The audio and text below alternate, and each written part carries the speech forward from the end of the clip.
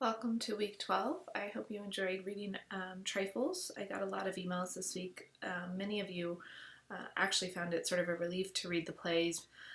Some of you found it fun, some of you found it easy to read the lines out loud or with a family member. And hopefully you can still see the depth of character and the depth of plot, just like in short story. We haven't looked too much at language. And that's probably because we are not dealing quite as much with the classical pieces as much as contemporary, but certainly that's in there as well.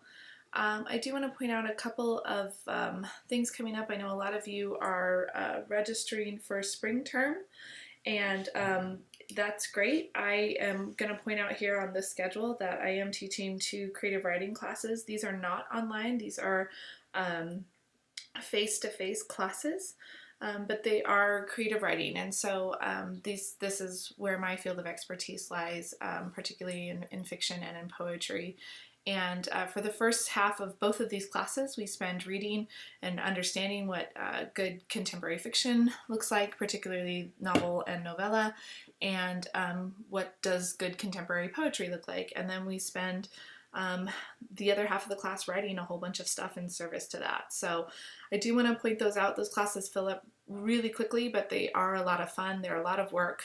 They're typically a lot more work than I think what students think. They think, oh, it's creative writing, it must be fun. And it is, but you also have to kind of already, I think, like writing in general to appreciate that. But a couple of you had mentioned you might be interested in poetry. So again, I just wanted to point that out. Something else I want to point out to you is I had mentioned a few weeks ago that there would be another opportunity to get extra credit, and that opportunity is coming up fairly quickly. And so I am a part of putting this event together, and this is happening on the main campus. And this is November 9th, which is a Thursday. The show starts at 4. We're bringing Chris Garcia, who is a comedian and a writer, to the college, so it's free for students. Certainly you just have to pay for parking unless you already have a parking pass, but I'm encouraging my students to go. If you would like to go, I'm going to give you 10 points of extra credit, so it would cover, a discussion board response, or maybe a couple of quizzes if you missed that kind of stuff. So certainly if you have other classes or if you have work, it's not worth it to take off. I'm not asking you to do that, but if you can, it should be a fun night.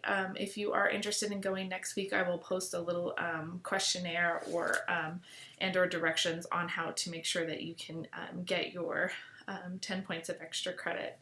So all right, so writing about character. Again, we've already talked a lot about character, particularly with short story, and it's really no different than in with plays. What we want to make sure that we look for, because since plays do read very quickly, and you get dialogue after dialogue after dialogue, oftentimes without a lot of break in stage direction, it's easy to forget that these characters are complex and that they have wants and desires, and that, setting plays a role in what characters are feeling or in the plot itself. So we want to make sure that we sort of slow down this week and actually look at characters particularly. So your book points out hero and a couple of definitions of hero, which I want you to know as well, even though we won't necessarily be applying those this week. But we definitely will next week when we read The Glass Menagerie, which happens to be in this chapter. You will also, for your essay on a play, you will be writing about The Glass Menagerie as well. So just FYI, as we start heading into that, pay attention and be on the lookout for this kind of stuff. But basically a classic tragic hero is just someone who is like of noble standing, who oftentimes bad things happen to this particular character because of their character flaw. And that's a really old definition of what we would think of as sort of the classic tragic hero. Later, a definition came out just before mid-century by Arthur Miller, who is not only a famous playwright, but if you're familiar with Marilyn Monroe, he was married to her for a time being. And after he published his play Death of a Salesman, he sort of came up with a working definition of what the modern tragic hero is. And this is usually a person who is common, just like you and I, right? They're not necessarily, you know, born into wealth. They're not necessarily like equipped to handle all the pressures and you know, tragedies of the modern day era. But anyways, this common person typically will challenge their environment, especially their social environment. So think of social class, socioeconomic class, and ultimately it's going to end in disaster for that tragic hero. I happen to think, when I think of this definition of Arthur Miller's Death of a Salesman, but also I think of characters that we've read in short stories. For instance, Sammy in A.M.P., right? He is certainly the modern tragic hero. He tries to challenge his socioeconomic status, right? He tries to make a go at being able to be with the girls, right? Or be in line with the girls or be accepted into their group, right? And it ultimately just doesn't work out for him. And we can see that it becomes sort of a tragic story from there on out. This week you're reading two plays, Sure Thing by David Ives and Beauty by Jane Martin. Each play is a one-act play, so again, they're super short, so you should have time to read them a couple of times. In fact, I encourage you to, you know, read that through that first time to just understand what things are going on. Maybe for the second time to read aloud, hear the voices, if you can. Maybe read with somebody, especially because each play also only has two characters in it. Because we are talking about character this week, though, I really want you to concentrate and take notes on who is who. Right, in Sure Thing, we have Betty and Bill on stage, and these are the only two characters on stage. And it's a different kind of play because at the end of every new interaction between Bill and Betty, we get a bell ringing, which is this weird way of sort of signaling to us that we're going to kind of have a do-over here. And what the play ultimately becomes is sort of this long list of possibilities of the boy meets girl dilemma.